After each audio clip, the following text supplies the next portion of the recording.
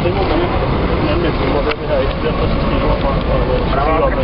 Det hedder tilladelseskontoret. Tilladelseskontoret har vi sendt os til før, ikke? Det eksisterer altså ikke. Jo, det gør. Det sidder inde i det sidder i det, der hedder OPA. De sendte mig til, hvad hedder det, jeg gik ind på Aarhus, som jeg blev bedt om, ikke? Det er ikke Aarhus, det er politikården, der har administreret det. Nå, dem op. Ja, okay, men dem skriver vi jo til hver gang vi er her, det er hver gang en gang om måneden, ikke? Jo, men I skal have tilladelsen for at stå fordi ellers er det en lovlig demo, det er anmeldt. Men når vi er mindre end 5 personer... Så det kan jeg lige snart med en central vejleder, der siger, at I skal have den her tilladelse for at få. Det første eller er det, at der er sådan en lille defineret. Jeg kan ikke høre, hvad du siger, at du har den masse på, du er nødt til at tage den af. Det er bare det faste, og det faste, og for at det op til den der. Det er i hver gang, vi laver en længe. Også selvom man får en person? Også selvom man får en person. Det er ikke en demonstration, så skal have den her tilladelse. Det er tilladelseskontoret, som ligger på Københavns Politik. Altså, vi snakker om, at det skal anmeldes. Det skal ikke være en tilladelse. Vi snakker om, at det skal være en anmeldelse. Nej, men du skal kontakte tilladelseskontoret. Det hører under det, der hedder OPA. I Københavns Politik. Men så kan jeg ringe dig op, lige inden jeg går derned, eller... Du skal skrive til den, fordi der er ikke en tilladelseskontor. Du får sådan en godkendelse på, at du har anmeldt en demo, og den er anmeldt. Du kan ikke bare ringe til den. Skriv til den. Okay, så det skal være det der 24 timer før? Ja. Det er jo helt vildt. Vi har jo gjort det her mange gange, hvor der ikke har været nogen problemer. Er det fordi, vi bliver ved med at ringe til det? Nej, det er fordi, at I skal have en tilladelse til det, og det er irriterende for os, at vi skal blive herned hver gang og fortælle jer, at I skal stå og... Jamen, det er første gang, vi bliver sendt væk. Nu bliver det i hvert fald. I dag, fordi der er ikke andre, der har haft også til at tage beslutningen. Okay. Så det er i dag, som siger, at I skal stå her, og når han siger, at I skal stå her, en tilladelse, så er nødt til at bruge det. Jamen, det er så jo, jeg bare det har aldrig været sket før, og det er bare... Jeg ved ikke, hvorfor står du og filmer mig? Det er godt, hvorfor du gør. Jeg står og filmer samtalen, det er derfor, jeg står og filmer. Det er ikke dig. Nej, men det er samtalen. Fordi jeg vil gerne det. Eller ikke engang, fordi jeg har ikke lyst til at ikke være generende for jer på nogen måde. Fordi du bare rigtig gerne ved, hvad reglerne er, og det er ikke det, der står det er det, jeg har læst om. Det jeg får oplyst, det er i hvert fald, at I skal skrive til tilladelseskontoret og tilladelse med dig. Og det bliver under OPA. Samtidig med med jernbanen. Det er lige meget, hvor I laver det. Jeg har selvfølgelig ret til at lave en demonstration, der er alle mennesker jo afslutte forsamlingen, der er sådan. Men hvis du stadig gør ting eller anmeldt, så gør man den vej igen. Og det er så et spørgsmål, hvad med der er nogle gøjler, og det er til dig, så du skal stå et eller andet sted og lave et eller andet spørgsmål. Ja, der er forskel på, om du har en demo, eller om du står og laver noget, eller en form for gadekår. Der er forskellige regler omkring det. Det der sådan noget skal på, det er det en demonstration. Det er bare besværligt, fordi det er...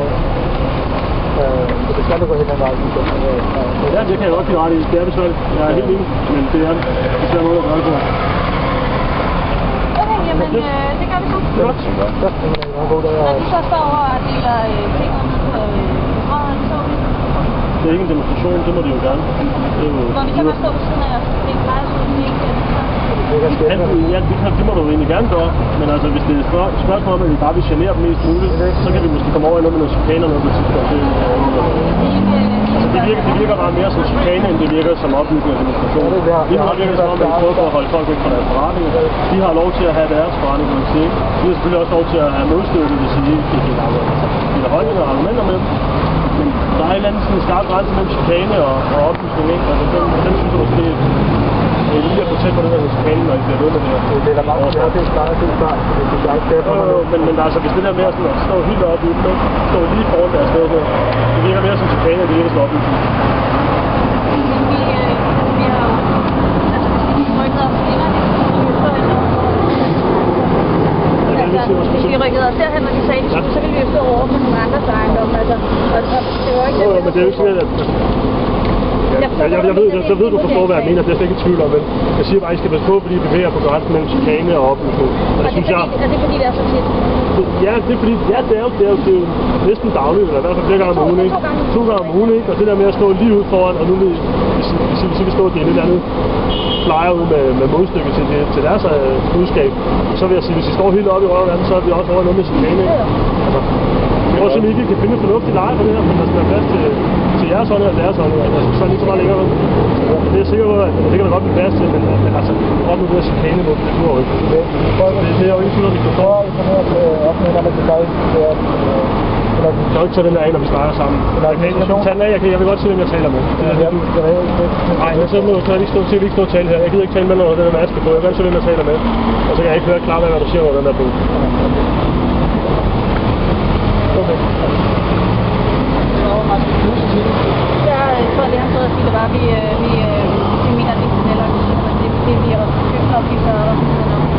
Men så må I jo, hvis I mener, det er en kriminel organisation, hvis I mener, de overtræder nogle ting, så må I jo lave en anmeldelse på det. Ja. Lav en skriftlig anmeldelse, så send det ind til, jeg ved ikke om det er politiet, der skal have med den del af det at gøre, altså hvor meget. Jeg ved ikke, hvilken lov vi udløser noget, men det må I selv finde ud af, og så må I lave det på den rigtige måde, altså en skrift, så lave en anmeldelse på det i stedet for. Det andet er lidt tankerer chikane, skal jeg sige til.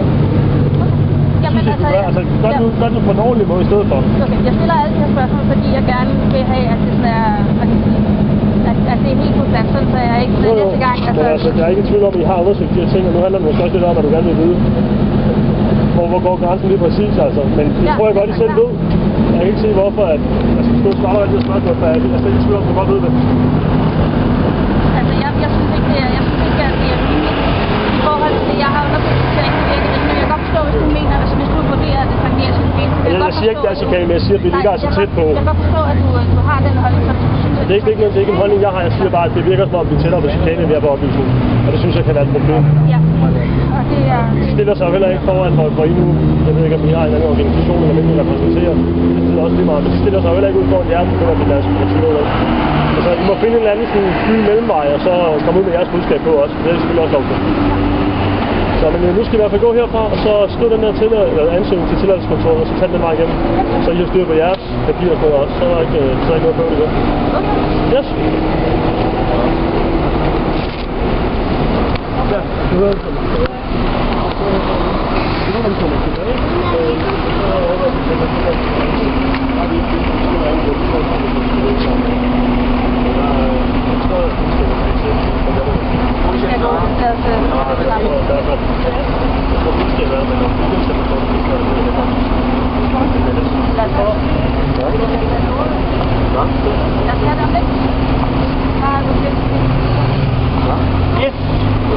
Right.